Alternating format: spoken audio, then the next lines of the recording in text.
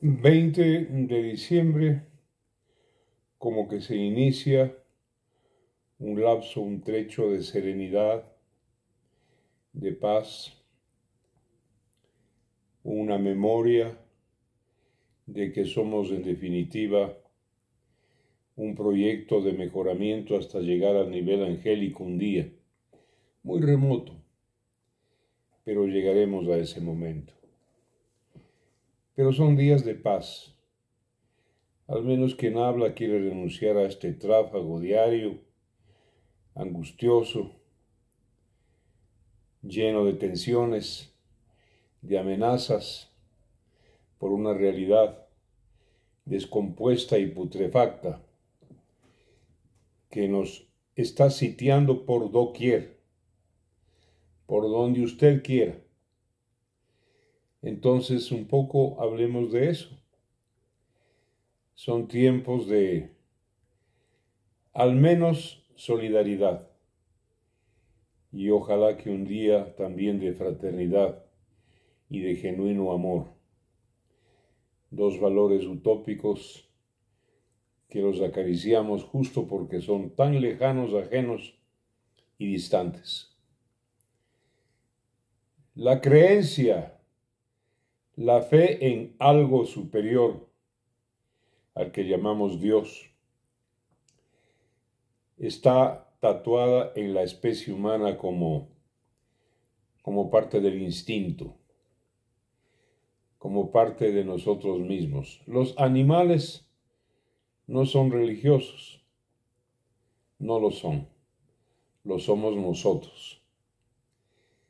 Y quiero decirles que desde la instalación del racionalismo por la Revolución Francesa y sus pensadores, Renato o René Descartes, a la cabeza de todos los racionalistas, pues el escepticismo sobre algo superior y abiertamente el ateísmo se han vuelto una conducta snob. Quienes dicen, no soy escéptico, tal vez sí, tal vez no. No, soy abiertamente ateo. Algunos, muchos, creo que lo dicen pensando que eso los hace más cerebrales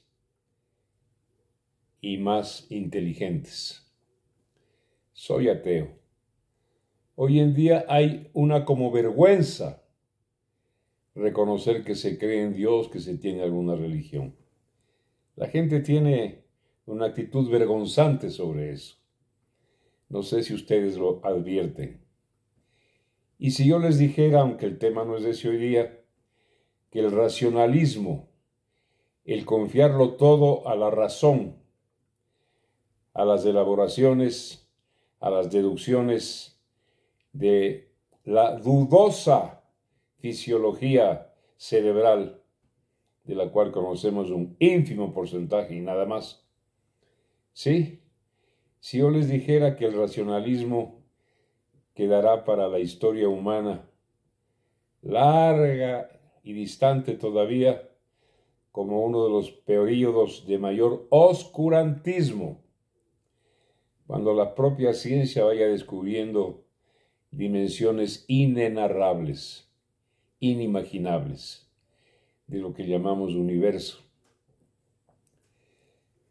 El hecho es que, paradójicamente, el hombre antiguo, que no contaba con el racionalismo, con telescopios, con microscopios, con la ciencia, con la tecnología, sí, el hombre antiguo que era desprovisto de todo este armamento, esta panoplia actual, tecnológica y científica, miraba a aquel hombre mucho más al cielo que lo que hacemos nosotros.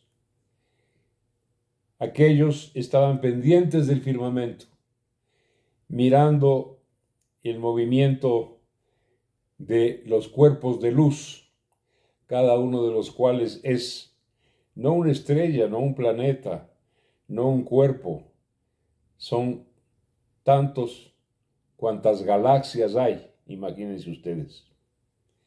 Entonces, aquellos, nuestros ancestros de hace cientos o miles de años, conocían mucho más el cielo que nosotros.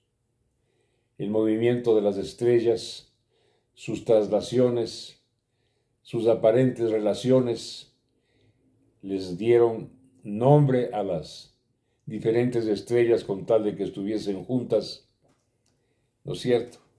El Leo, el Escorpio, el Sagitario, en fin, eran mucho más astrónomos que el hombre común de hoy en día.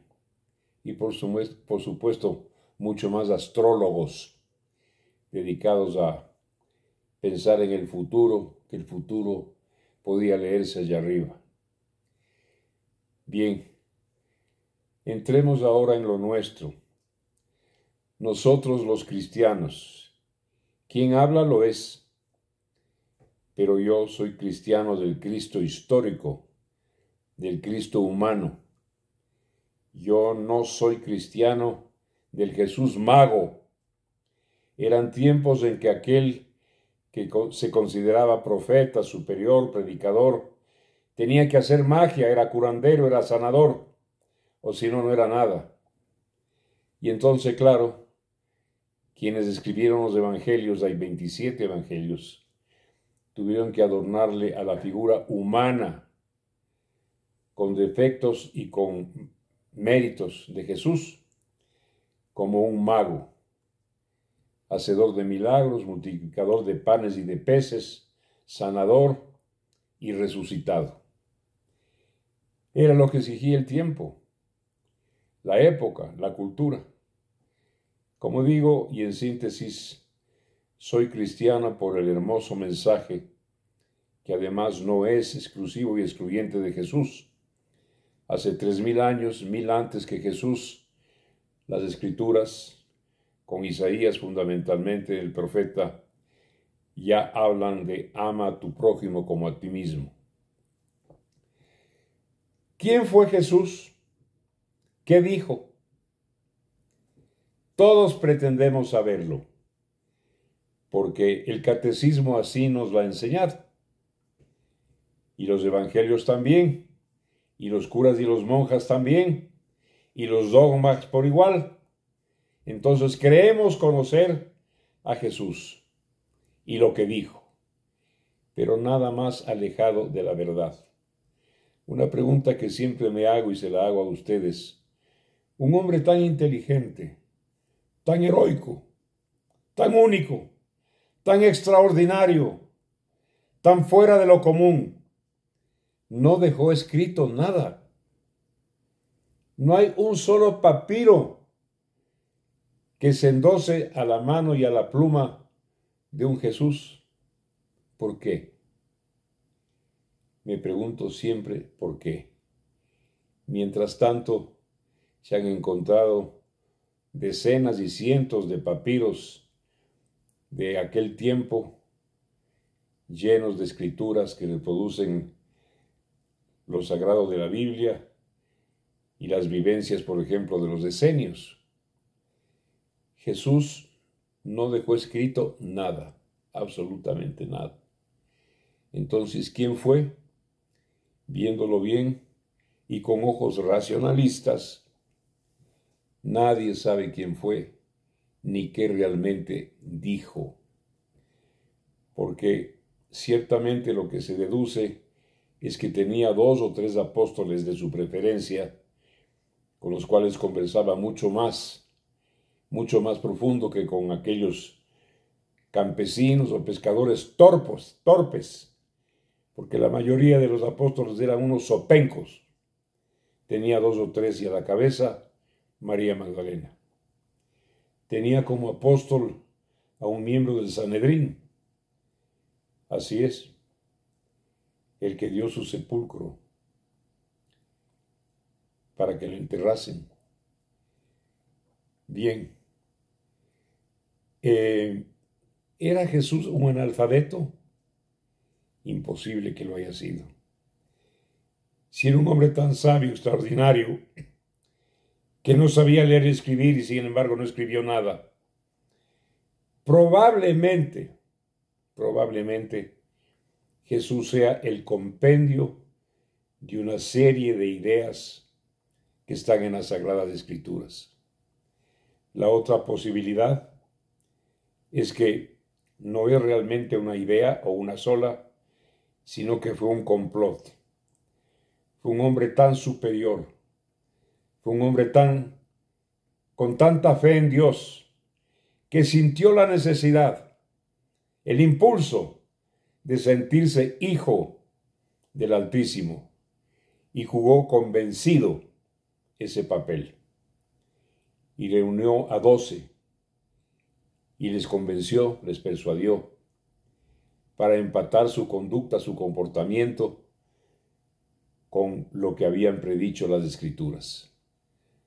Una especie de complot. Hay un libro de un señor Schoenfeld, El complot de Pascua.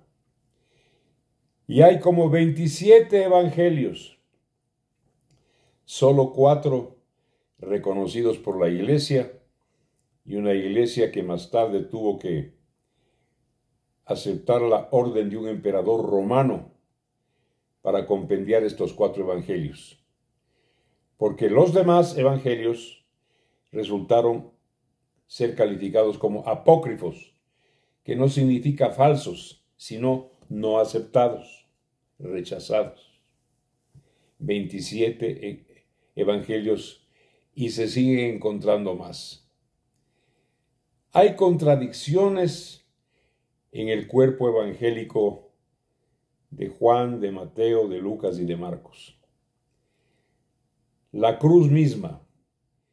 Si la cruz fue un patíbulo romano en una elevación llamada Gólgota, que estuvo pero llena de cruces, llena de crucificados y sacrificados y castigados por el Imperio Romano.